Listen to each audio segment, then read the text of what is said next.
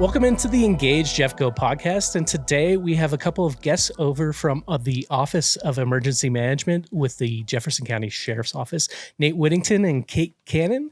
Can you guys just kind of go over what your roles are over there and what the OEM is in general? So the Office of Emergency Management is housed underneath the Sheriff's Office. And what we ultimately do is we take the 5 key pillars of emergency management. So mitigation, preparedness, response, recovery, and protection. And we look at a whole community planning aspect, implementing exercises, writing different plans, and then testing those plans. One of our key functions, though, is the activation and utilization of the Emergency Operations Center, where we bring in subject matter experts to help with disaster management through the essential support functions here within Jefferson County. Can you go over what you do on a day-to-day basis when there's not an emergency happening?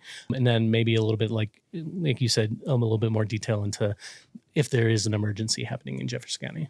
Very interesting question. It's anything from mopping floors to working with elected officials. No, I think the reality of it is that emergency management is kind of a wide breadth of a little bit of everything. So we work with a variety of different planning committees. We actually have one of the few access and functional needs committees, advisory boards here within Jefferson County that Sarah Fry within our office kind of is co-chair for. We work with different response agencies, whether it's law, fire, EMS, public health, to get the word out and try to ensure that when there is a disaster, our integration with their systems, their policies, their processes are all there. And then, on a normal basis, it's a lot of training. We do EOC trainings. We do a variety of different tabletop exercises, things like this, where we're doing community outreach, engagement, just to get the word out about what it ultimately means to be prepared. So what actually triggers an activation of the Emergency Operations Center, which we're calling the EOC, is the Emergency Operations Center. So what would trigger that? So it can be triggered in multiple different ways. An elected official can reach out and say, hey, we need help, we need support, and we just want some EOC support for that. Incident commander in the field can reach out and say, hey, we've got a fast-moving wildfire, we have flood conditions like we did in Evergreen, we need the EOC to be activated. Or it can be at the direction of myself saying, hey, we have a large event coming into Jefferson, 4th of July, the Red, White, and U events. We can internally activate the EOC. And I think that's kind of the misnomenclature everybody thinks about when the EOC activates. They expect 90 people in there. Well, that's a full activation for us. My team activates quite regularly, where it's the 5 of us watching the monitors, keeping an eye on the dispatch channels, just making sure that everything is going smoothly, so that we're leaning forward on our toes. We're not getting caught on our heels in case an incident does take off. So you talked about 90 people for a full activation. Who does that all entail? You talked about public health a little bit. Who else? So it's pretty much every agency within the county. We pull road and bridge members in. We pull public works in. We bring in risk management. We bring in elections people. We bring in Jeffcom, the fire departments, the law enforcement agencies. A variety of federal partners come in. We have a lot of liaisons that come in from like Denver Water, Xcel Energy, all of our utility companies that come in to provide information around what's taking place out there in the field. If there was one takeaway that a Jeffco resident could take away from this episode, or maybe even a couple, what would they be, and what would you want them to do today? The one thing we need to look at this year is we all went into this year where we still are worried about wildfire. I mean, that's on the forefront of everybody's mind. Drought conditions, everything like that. I think, but what the last week has showed us is that we've got a variety of hazards in our county. It's not just wildfire, it's flood, it's long-term power outages. It is a wide plethora of things that could impact your day-to-day life, your day-to-day operation. So I think the one thing that I would highly recommend every Jefferson County resident does is have a plan. Be able to have a communication plan with your kids. I know that my kids are going back to school, thankfully. But they're also going to be for the first time in my families where they're going to be coming home on the bus and nobody's going to be home for a little bit. Oh, that's a big So having, knowing who he can go to, where he can go, what those phone numbers are, we've started those conversations with, my son now of saying, all right, mom and dad both work. You're going to be home for a little bit by yourself. Of course, he's old enough to do so. But having those conversations now, same with elderly individuals, having those conversations of what to do with grandma or grandpa if something needed. So how does the conversation change? So of course we want everybody to have an emergency preparedness plan and have a go bag and all of that stuff. But how should we tailor that conversation when we're speaking to kids specifically? I think I'm going to turn this over to Kate then, because Kate has designed Hazel the Hedgehog for Jefferson County, and it has been an amazing conduit for parents to give to their kids, to kind of open up that conversation, but then also for ways for kids to get active into the Hazel the Hedgehog program. So all you. So I created Hazel being a mom of 3, giving my kids some responsibility when that bad day happens, whether it's fire, flood, whatever, lots of snow, lots of rain. There's always something they can be doing, which gives them a sense of responsibility, gives them something to do that's helpful, taking that stressor off their parents, and really helping the household prepare or be ready or get out in general. So Hazel has a preparedness book. It's a coloring book with word searches, hidden pictures, coloring pages for all 5 of our major incidents and hazards in the county. And we're working on comic books that are incident specific. So we'll have a public safety power shutoff book that's featuring one of our representatives from one of our power companies. We've got a thunderstorm comic book, also featuring one of our friends from National Weather Service. Flood is in the works, and then we'll do severe winter storm and fire as well. How early is too early? Because I have a little one, is only about 2.5 right now. When should I start having these conversations with him? Well, I guess if you're not me, I mean, I've been having these conversations with my kids since they were like 2. Out of the womb. Yeah, exactly. Out of the womb. Here you go. Be prepared. But really, as soon as they're able to, put a bag together, get your favorite stuffies, get a pair of socks, get some, extra shorts, have this in a bag like they're packing for a trip, and make it fun. And that's the most important part, is making it engaging and making it fun. They're going to remember it better, which is why I went with the coloring book, because that way it makes an impact and it makes them feel like they're doing something. And we all know that toddlers love to be in charge of something, whether it's feeding the dog, helping with the cat, or getting their bag together. It's snowing out. What should we be doing? Oh, maybe we should, make sure we have blankets, put the blankets on the couch, make sure all the warm blankets are out. Do you know where the candles are? Let's not light them, but let's get them out and put them on the kitchen table so that we know where those are. You had me at coloring book because I was doing some of that honestly this weekend with my partner. So coloring book is a perfect way. And to kind of segue with that, you're working with these kids. What has that changed about your communication preparedness with adults? I've always found it easier to talk to kids, which is why I went that way. But I'm finding out that if I talk to adults kind of the same way, it still has the same impact because I'm making it fun. It's not you've got to do this and you've got to do this and you've got to do this. Like, hey, get together and make this list and get your stuff together. You may even be able to get rid of some stuff and donate what you're not going to use. Go through that closet, find out what's in there, find out what you need to take, whether it's medical records, making that go bag, getting stuff ready for dogs and cats. Make sure you have a carrier that's actually going to keep your cat contained is always a great one. Make sure you know where your dog's leash is. Get those vet records done. So it's been really, really entertaining to be able to engage with adults because they're asking all the same questions that the kids are, which is great. And preparedness planning can be kind of stressful. It could bring a lot of anxious feelings about, and for adults and kiddos too, it can be scary, maybe for some kids. So I feel like this is a fun way to at least communicate an important message. But I think there's a caveat to that because, my family during the Marshall Fire was the first time in my career that we've been evacuated.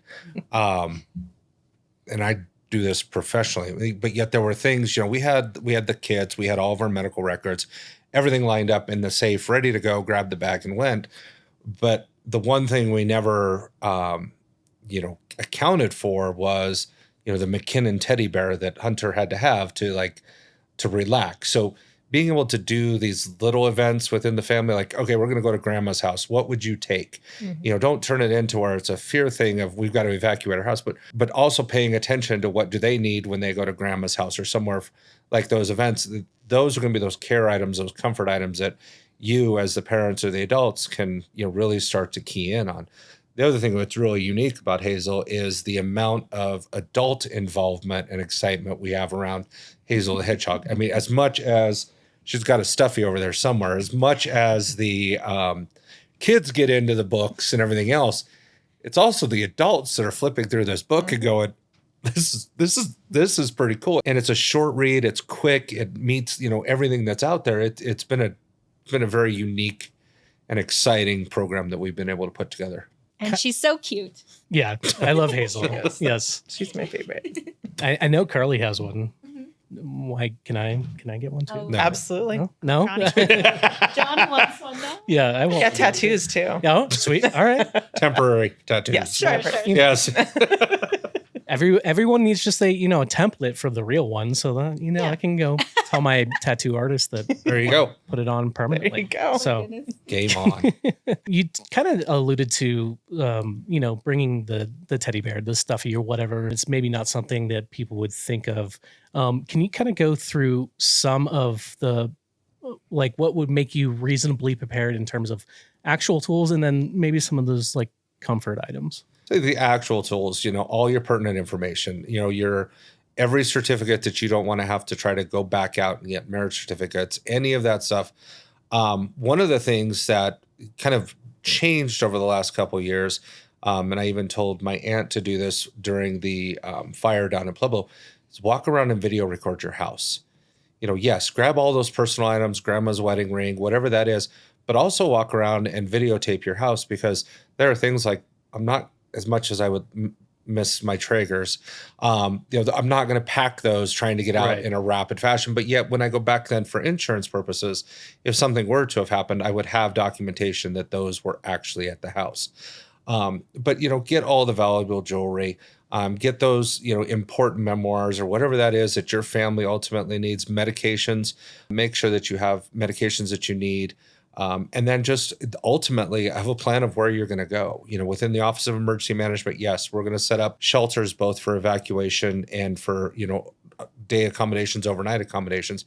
But if you have a family member to go to, if there's some other means of sheltering that you can seek out, by means, get that planned now and get that ready, so that way you're not second guessing at that moment's notice. As far as the comfort items, coloring books for the kids, the Hazel the Hedgehog would be a great coloring book to have with you. The stuffies, the animals, chargers. Make sure you have your own phone chargers, tablet chargers.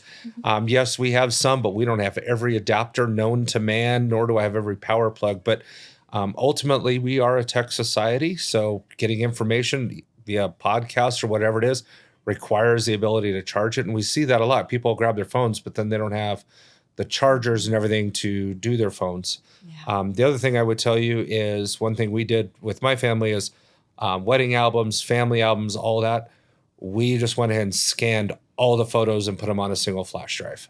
So that way it wasn't grabbing a whole book. If everything went away, we had a digital copy of everything. And to kind of piggyback on that, from the animal lover side of me, if your pets are on any kind of special diet, whether it's prescription, something that's not regularly available at your local pet store, something you have to get from the vet, any medications like that, make sure you've got a little bit of that ready to go. Obviously, don't take the whole 50-pound dog food bag, but grab a 1-pound bag and throw it in the car, keep it in there, keep it in your go bag. Medications, especially sedatives, if you've got a stressed out animal, those are always great to have if you're moving around a whole bunch. Yeah, definitely.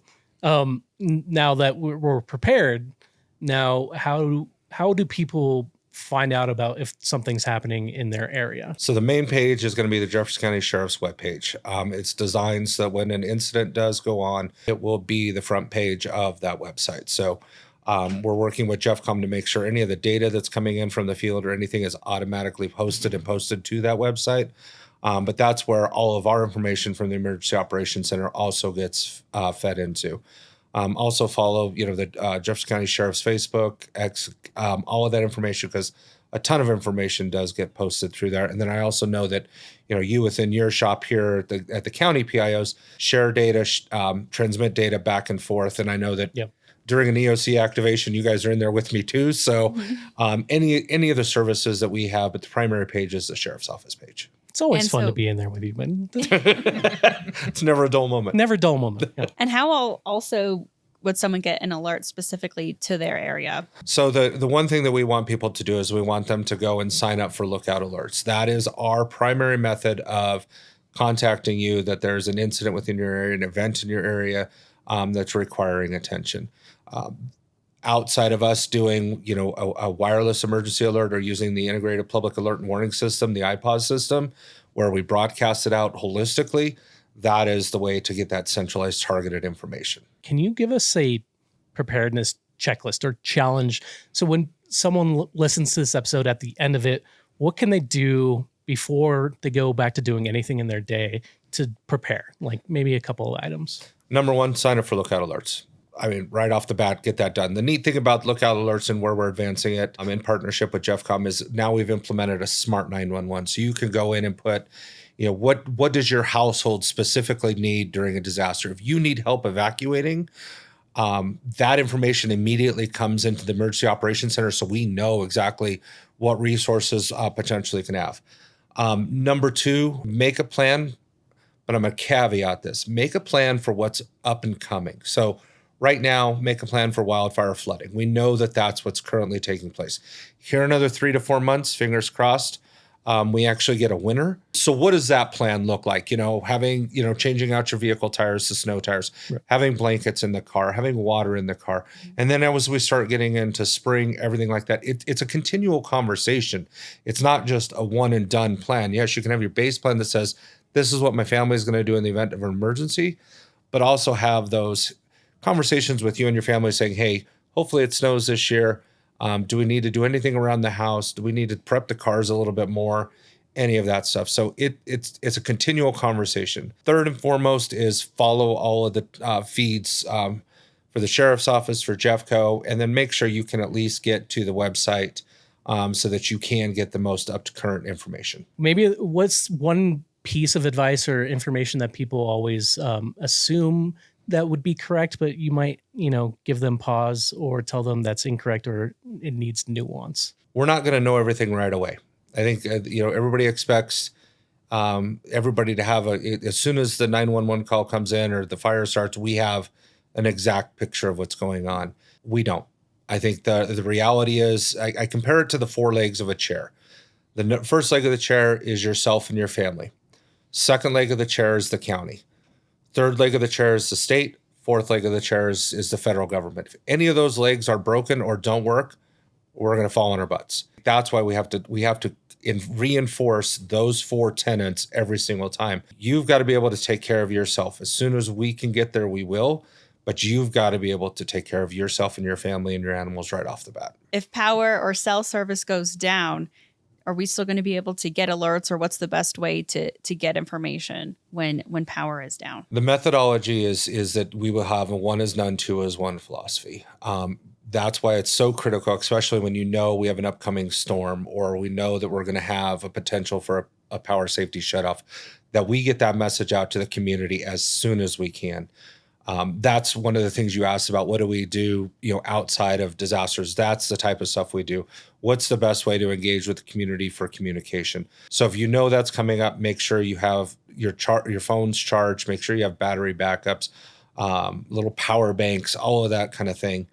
And then we do have processes in place that if it is going to be a long duration, where we either have sites where people can go recharge and power things back up, or we can always do door-to-door information sharing if it ultimately comes down to that. What one question would you have wished residents asked before an emergency rather than during an emergency? I think I'd go back to the alerting side of it. I get that a lot of, we never got notified. We didn't know how you were going to get a hold of us. I think the one thing I would want them to do and to ask that question. What's the best way for us to get the information? And that is through that Lookout Alerts. Sounds good. And real quick, I don't know if can people find Hazel the Hedgehogs? I was going to ask about Hazel. Yeah. Hazel isn't really out and about yet. At public engagement events, she is. Our next big one is the West Metro Family Fire Muster on September 26th.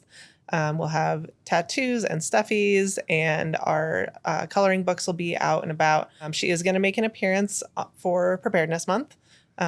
She's got some weekly updates and information that everyone should be following about different hazards. We'll do a weekly hazard special and focus on that. I'm pretty excited about that. I'm not. Yeah. I'm not gonna lie. Well, I'll give She's you. also going international There you go. Ooh. in November. I'm going to do a poster presentation on Hazel at the International Association of Emergency Managers Conference. So she's going to get some worldwide view and get out and about and hopefully become more popular. One of Yay. 12 posters accepted across international. So Oh wow. Hazel will continue to expand and grow. It's just been an interesting story from where it started to where it is now. It It sounds like Hazel's maybe more famous than any of the rest of us. Heck yeah. At this point. She's definitely getting there. Do you want to talk about how she started? I got asked by Nate to work on community engagement. So I was like, cool, I'll go get the stuff from the federal websites and, order some Pedro the Penguin coloring books and disaster activity books. Well, those weren't exactly available. So I decided to just make my own. And I didn't want something that was very Colorado, born and raised here, right up the hill in Gilpin County. But I wanted to kind of branch out a little bit. Everybody's seen the bears and the eagles and the elk and the wolves and the bighorns. And I want to do something a little bit different. Hedgehogs themselves are great at preparing. They gather food for the winter. They are constantly ready to defend themselves, but don't put themselves in situations where they need to defend themselves unless absolutely necessary. They're very intelligent creatures, but also very good at taking care of their family members. Hedgehog mamas are very, very protective of their babies and make sure they aren't ready to go out in the world until they're absolutely prepared. So that's where Hazel came from. Oh, Yeah. love it. Well, we're gonna make Hazel the number one. We're gonna bump Sonic down in terms of hedgehog. She's going to be the number one hedgehog. Hedgehog Oh, yeah. rankings. Hazel's gonna be number one. Oh, yeah. Yes. But where can people go for more information? You said obviously follow your feeds, but ahead of the emergency, where can they go for maybe like lists or information or ideas about how to prepare? If people are looking for more information and where to go for preparedness measures, preparedness activities, even some of the links to some of the Hazel stuff, there is a tab on the Sheriff's Office webpage for emergency management where all that is hosted and will be built out as Hazel continues to expand into the different areas of what she's responding to. And I imagine some of the on the federal level, like maybe FEMA has some good options too. Is that like you could go to their website and Ready.gov is another great option. Okay. They've got a variety of different lists, whether it's small animal, large animal, household, variety of things. So I would push people outside of the Sheriff's Office pages to go to ready.gov. Thank you guys so much for joining us. We really appreciate it. And again, September is National Preparedness Month. Yep. So just in time, everybody get your bags packed, get those lists, have those conversations with your kids, because sometimes it can be hard to just even start having the conversations. But that's what Hazel is for.